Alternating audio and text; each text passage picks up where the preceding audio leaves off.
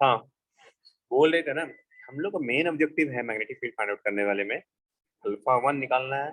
जिस डायरेक्शन से स्टार्ट हो रहा है करंट वायर में, वहां से वो अल्फा वन और अल्फा टू जिस डायरेक्शन तरफ जा रहा है वायर, मतलब कि जो वायर एंडिंग होगा वहां से हमें अल्फा टू फाइंड आउट करना है। ये 2 पॉइंट फाइंड आउट हो गया हमको।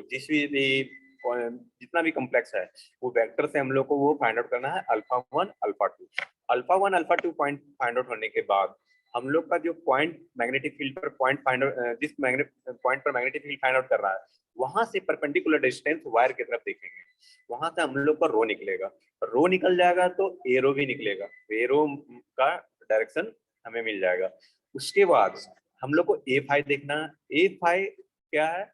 ए एल, मतलब कि जो वायर है, जिस डायरेक्शन में वायर रखा हुआ है उसका डायरेक्शन क्रॉस प्रोडक्ट ए रो, मतलब कि मैग्नेटिक फील्ड से वायर का परपेंडिकुलर डिस्टेंस, मतलब कि ये दोनों के बीच का परपेंडिकुलर हो। एक एक्स होगा तो वाई होगा, वाई होगा तो जेड होगा, दोनों सेम नहीं हो सकता है। दोनों से परपेंडिकुलर डिस्टेंस है तो आपका सेम नहीं होगा, तो ये कुछ ना कुछ आपका आएगा। तो वो चीज हम लोग को फाइंड आउट करना है। वो फाइंड आउट हो जाएगा तो फिर क्रॉस प्रोडक्ट करना है और उसके बाद फॉर्मूला में हम लोग को पुट कर देना है। That is the simple way. इस तरह से आपको ये मैग्नेटिक फील्ड फाइंड आउट करना है। यहाँ तक इन्हीं को कुछ डाउट है तो बोलिए।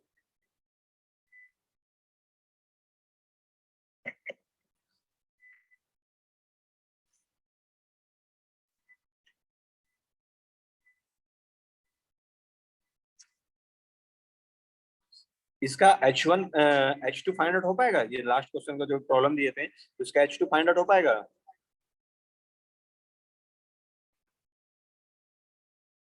ट्राई करेंगे सर। ट्राई करेंगे या अभी ट्राई करोगे आप लोग थोड़ा सा?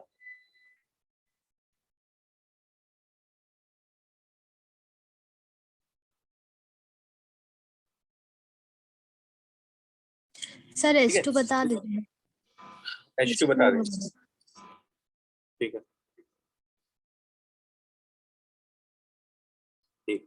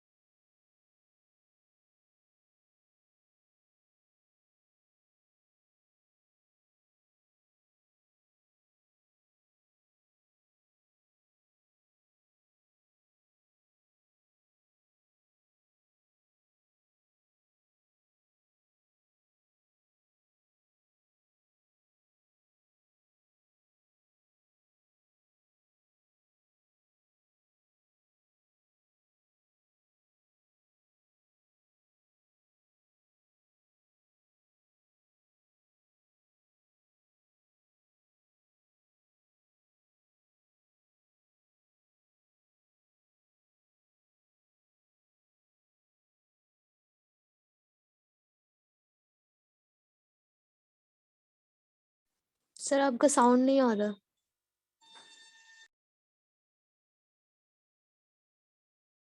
म्यूट किया हुआ था। हेलो, अब आवाज आ रही है? यस यस हाँ ठीक है। अब देखिए, जेड है। देखिए, अब हमको ये देखना है। ये मान लीजिए कि जेड है, एक्स वाई प्लेन है। ये मान लीजिए कि एक्स, ये एक्स है, ये एक्स है, ये वाई है। यहाँ पर कहीं पर यहाँ पर पॉइंट था, और ये जेड जो है ये आपका परपेंडिकुलर होगा। इसे मान लीजिए पेन खड़ा कर दीजिए, यहाँ पर पेन खड़ा कर दीजिएगा, और जो पेन इस तरह से खड़ा हो रहा है परपेंडिकुलर है, ठीक है। तो यहीं पर यहाँ पे समझने की कोशिश कीजिएगा। तो हम लोग को जो इस पॉइंट से फाइंड आउट करना है, तो इस पॉइंट से इस तरफ से हमको परपेंडिकुलर ये डिस्टेंस ये रो हो जाएगा, ये रो हो जाएगा। तो यहाँ से आपका जो पॉइंट है, तो पॉइंट से क्या होगा, तो पीछे है, एक्स के पीछे है, लेकिन ये एक्स वाई प्लेन में नीचे है और ये ऊपर परपेंडिकुलर है। तो समझिए कि तो नीचे यही लाइन आएगा ना, तो ये परपेंडिकुलर तो आपका एक तरह से नीचे ही लाइन आएगा। तो नीचे आएगा तो आपका क्या वैल्यू होगा, इसका वैल्यू क्या होगा, मतलब एक तरह से देखिएगा तो ये जो वैल्यू होगा ये आपका 3 है, सॉरी ये 4 यूनिट है, और ये पीछे जो जा गया है, मतलब एक्स के जस्ट पीछे, एक्स के जस्ट पीछे जो गया है -3 गया है। तो रो क्या हो जाएगा, रो का वैल्यू क्या होगा बताइए। 5 रो का वैल्यू 5, कैसे 5 होगा? √3 का स्क्वायर प्लस 4 का स्क्वायर।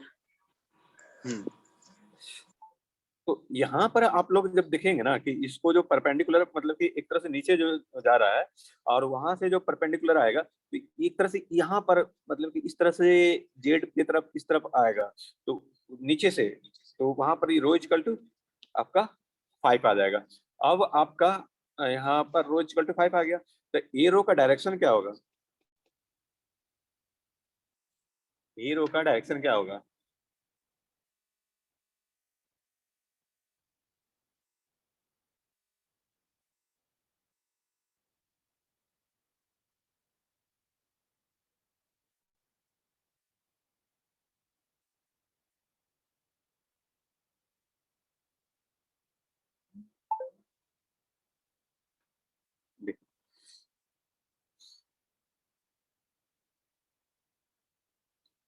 सॉरी, यहाँ पर -3 तक गया ना, इसको रिप्रेजेंट मैं अच्छा से नहीं कर पाया। देखिए एक मिनट मैं फिर से करता हूँ।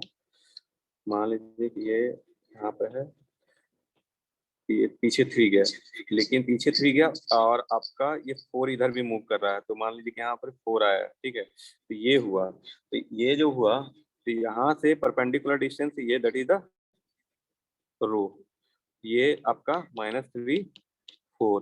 तो आप जब इसको निकालिएगा तो ये that is the back side, x के बैक साइड आपका 3, जो आप यहाँ पर ये जो ये गया 3, और उसके बाद आपका जो परपेंडिकुलर ये जो 3 है, इसके बाद परपेंडिकुलर डिस्टेंस ये 4। तो इस तरह करके आपका ये जो परपेंडिकुलर आएगा, तो ये जो परपेंडिकुलर आएगा रो आपका 3 4 रूट ये 5 आ जाएगा, ठीक है। अब उसी तरह आप इसका जो आपका डायरेक्शन निकालिएगा एरो, बताइए एरो का क्या डायरेक्शन होगा? एरो का डायरेक्शन एक्स और वाई के कंबाइन में होगा, एक्स और वाई के कंबाइन में होगा, है ना जी। तो बताइए एक्स और वाई का कंबाइन में क्या क्या होगा, कैसे निकलेगा एरो का डायरेक्शन? देखिए एरो का डायरेक्शन एक तो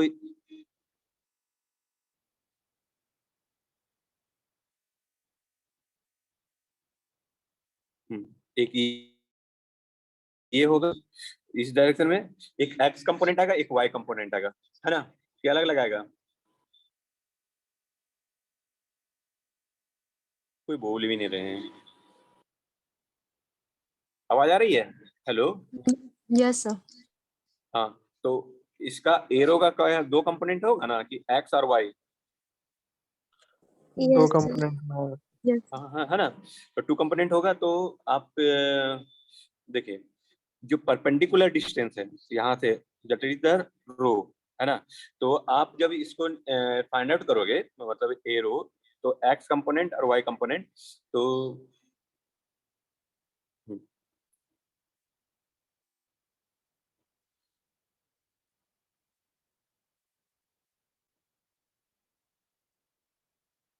सॉरी ये डायरेक्शन नहीं रो का होगा जी, डायरेक्शन का ये होगा, क्योंकि वायर यहाँ है ना, वायर है तो वायर से मैग्नेटिक फील्ड की तरफ ए वाला डायरेक्शन होगा।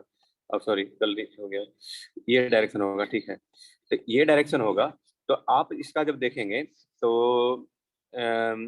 एक्स कंपोनेंट, एक्स कौन सा है, ये हुआ, तो x के तरफ जो जाएगा तो -3/5 x और 4 के y परपेंडिकुलर जो आएगा y के तरफ परपेंडिकुलर आएगा तो 4/5 ay इस तरह होगा।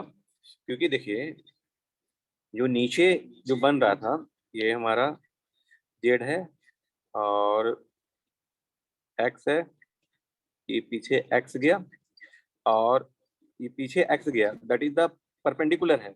और उसके बाद यहाँ पर नीचे मूव करेगा 4 के तरफ, यहाँ मान लीजिए कि 4 आया तो ये -3 और 4 और 0 आएगा। तो यहाँ से यहाँ डायरेक्शन ये रो ए रो। अब जो है जो ट्रायंगल आप देखोगे एंगल जो बनेगा तो ये जो एक्स तो पीछे था और ये डायरेक्शन वाई, ये तो परपेंडिकुलर, दोनों परपेंडिकुलर हो गया एक्स और वाई। तो कंपोनेंट जब लेंगे तो ये आपका जो एक्स डायरेक्ट है -3 और ये रो, तो देखिए -3/5 ax और उसको देखना पड़ेगा अच्छे से तब आपको क्लियर हो जाएगा 4/5 ay, ये आपका ए रो निकलेगा। तो ए एल क्या हो जाएगा -az, तो A5 क्या हो जाएगा -az -3/5 ax प्लस 4/5 ay। यहाँ से आप A5 निकाल लीजिएगा। जब A5 निकल जाएगा तो वहां से फिर अल्फा 2 हम लोग को रहेगा फाइंड आउट करने के लिए। तो alpha 2 equal to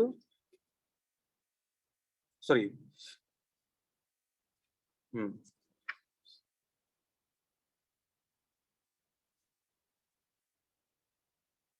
alpha 1 alpha 2 निकालना है। तो यहाँ से जो आपका स्टार्टिंग पॉइंट है दैट इज द ये इन्फिनिटी से आ रहा है, तो ये क्या होगा, ये एंगल क्या होगा जो इन्फिनिटी से आ रहा है 0 0। और ये तो परपेंडिकुलर है, यहाँ तो एक्स वाई प्लेन पर है पॉइंट और जेड से परपेंडिकुलर है, तो वो पॉइंट क्या होगा 90 डिग्री। समझ रहे हो? यस ये सर एक्स वाई प्लेन में है तो वहां से आप जो एंगल लोगे तो वो क्या होगा, ये दोनों के बीच में ये वायर है, वायर से ये परपेंडिकुलर रो का क्योंकि मिला रहे हैं तो वो that is the 90 degree.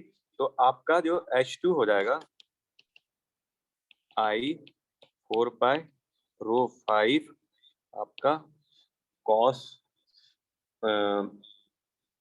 0 alpha 2 0 1 -90 degree 0। और आपका वैल्यू जो आपका आया है ये क्रॉस प्रोडक्ट करके, तो यहाँ से आप ए माइनस ए जेड और ए एक्स क्या हो जाएगा ए वाई हो जाएगा और -az ए एक्स हो जाएगा। तो 4/5 ax प्लस 3/z ay, ये आपका आंसर आएगा। तो इसको 3 और दोनों को फिर सम कर दोगे तो रिजल्टेंट आ जाएगा। तो यही H1 H2 है। इसमें पूरा वेक्टर टाइप का मतलब कि वेक्टर का कंसेप्ट क्लियर करते हुए आपको पूरा ध्यान से रखना होगा। मतलब कि ये जब फिजिकली आप देखोगे मतलब एक्स वाई प्लेन रखो और उसके ऊपर एक पेन परपेंडिकुलर खड़ा करके उसके बाद आप फाइंड आउट करोगे ना तब इजी वे से आपको समझ में आएगा। लेकिन ऐसे ड्राइंग में क्या है कि उसमें कैसे कैसे लेंगे तो बहुत दिक्कत है।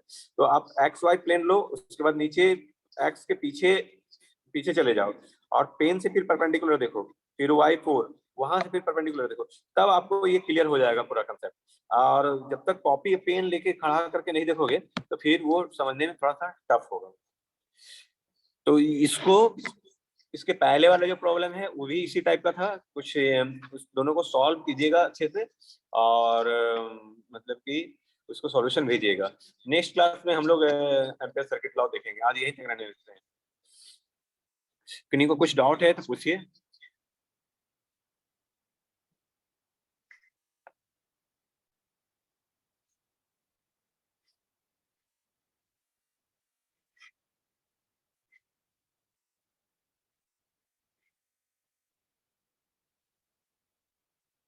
Thank you sir. ठीक है, इसको सॉल्व करने का कोशिश कीजिएगा। उसके भी देखिए जैसे कि वहां पर गॉस लॉ से गॉस लॉ देखे थे इसी तरह इसमें फिर उसके बाद गॉस लॉ के बाद क्या देखे थे हम लोग जी, बोल गया मैं। एक मिनट।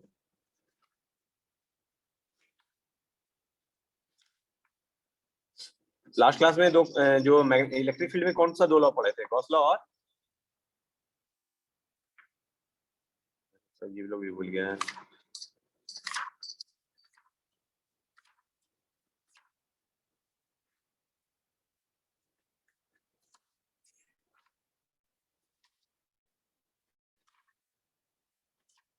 नहीं बताइएगा, गॉस लॉ और क्या पढ़े थे हम लोग? गॉस लॉ और बायट-सावर्त लॉ। बायट-सावर्त लॉ तो मैग्नेटिक फील्ड में पढ़े हैं। इलेक्ट्रिक फील्ड में गॉस लॉ और क्या पढ़े थे? Coulomb's law. देखिए कूलम्ब्स लॉ पढ़े थे और गॉस लॉ पढ़े थे। तो फर्स्ट कूलम्ब्स लॉ लाइक है बायट-सावर्त लॉ, ठीक है, तो वहां पर आपको कॉम्प्लिकेटेड लग रहा है। फिर जब से गॉस लॉ पढ़ने लगे तो चार्ज के थ्रू जो सर्कुलर पाथ के अंदर इंक्लूड हम लोग निकाल रहे थे, तो एम्पेयर सर्किट लॉ जैसे ही आप पढ़ने लगोगे तो फिर इंक्लूडिंग जो सर्कुलर पाथ में है उसको इनक्लोज पाथ जो करके आपका जो करंट कैरिंग वायर जितना रहेगा उसके इजी वे से आप लोग फाइंड आउट कर सकते हो एम्पेयर सर्किट लॉ के थ्रू। तो ये अभी थोड़ा सा लग रहा होगा टफ, लेकिन जब आप एम्पेयर सर्किट लॉ अप्लाई करने लगोगे तो आपको इजी वे से हो जाएगा। देखिए गॉस लॉ और कूलम्ब्स लॉ, गॉस लॉ, वहां से 2 मैक्सवेल इक्वेशन आया था, यहाँ से भी बायट-सावर्त लॉ और एम्पेयर सर्किट लॉ, यहाँ से भी 2 मैक्सवेल इक्वेशन आएगा, मतलब 4 मैक्सवेल इक्वेशन यहाँ से कंप्लीट हो जाएगा। चारों मैक्सवेल इक्वेशन अप्लाई करके वेव प्रोपगेशन हम लोग को स्टडी करना है नेक्स्ट यूनिट में, जो कि आपको ये दिखाएगा कि इलेक्ट्रिक फील्ड और मैग्नेटिक फील्ड और वेव ऑफ प्रोपगेशन तीनों एक म्यूचुअली परपेंडिकुलर होता है। मतलब कि एक्स डायरेक्शन में अगर मेरा इलेक्ट्रिक फील्ड है, वाई डायरेक्शन में मैग्नेटिक फील्ड है, तो जेड डायरेक्शन में हमारा वेव प्रोपगेशन होगा। अगर मान लीजिए कि माइनस एक्स डायरेक्शन में इलेक्ट्रिक फील्ड है और वाई डायरेक्शन में मैग्नेटिक फील्ड है, तो दोनों का जो क्रॉस प्रोडक्ट होगा वहां से देखिए अगर माइनस जेड डायरेक्शन में आ रहा है तो माइनस जेड डायरेक्शन में आपका वेव प्रोपगेशन होगा। तो वो चीज हम लोग नेक्स्ट यूनिट में, तो यहाँ इसके बाद एम्पेयर सर्किट लॉ बताएंगे। एम्पेयर सर्किट लॉ में भी मैग्नेटिक फील्ड का मटेरियल है जहां पर की बाउंड्री कंडीशन है, वो डिस्कशन करने के बाद आपका फिर वेव प्रोपगेशन स्टार्ट होगा। तो वो अभी तक इतना ही आज तक। नेक्स्ट क्लास में हम लोग फिर एम्पेयर सर्किट लॉ देखेंगे और इससे रिलेटेड कुछ कुछ बेसिक सब प्रॉब्लम्स है जो गेट में भी आया हुआ है, उसको सॉल्व करने की कोशिश कीजिएगा तो मैंने क्लियर होगा कंसेप्ट। और ठीक है, आज यहीं तक रहने देते हैं, नेक्स्ट क्लास में मिलते हैं एम्पेयर सर्किट लॉ के साथ। कुछ डॉट है पूछिए, अदरवाइज कर दिए। मैं सेव कर